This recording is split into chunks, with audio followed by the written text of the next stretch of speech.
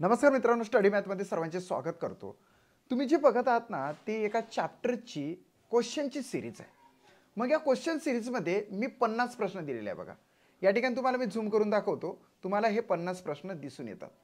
हे 50 प्रश्न जर तुम्ही 1.5 तासामध्ये सॉल्व केले तर तुमची स्पीड सुद्धा कव्हर होते आणि 200 मार्कचा पेपर सुद्धा कव्हर होतो। आता यातला कुठलाही 5 प्रश्न घ्यायचे आणि 5-5च्या स्ट्रोकने तुम्ही त्याला सॉल्व करायचे।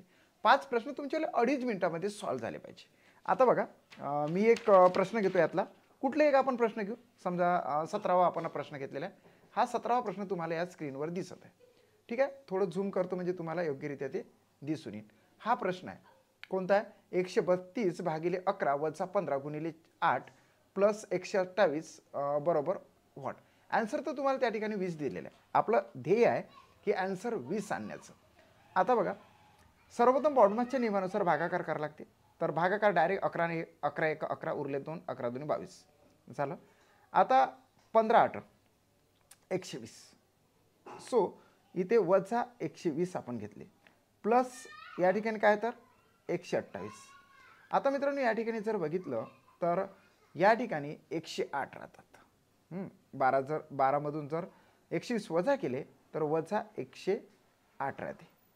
वजा 108 अधिक 128 या ठिकाणी minus plus is equal to minus होते, म्हणजे 128 मधून 108 वजा करायचे असतात, मग 0 आणि 2 उरतात, म्हणजेच मोठ्या संख्येचं चिन्ह दिलं तर 20 आन्सर येते। या पद्धतीने तुम्ही जर शॉर्टकट्स वापरून, वेगवेगळ्या प्रकारचे शॉर्टकट्स आहे सिम्प्लिफिकेशनमध्ये, तर तुम्ही ते शॉर्टकट्स वापरून अशा पद्धतीने याचा आन्सर आणू शकता।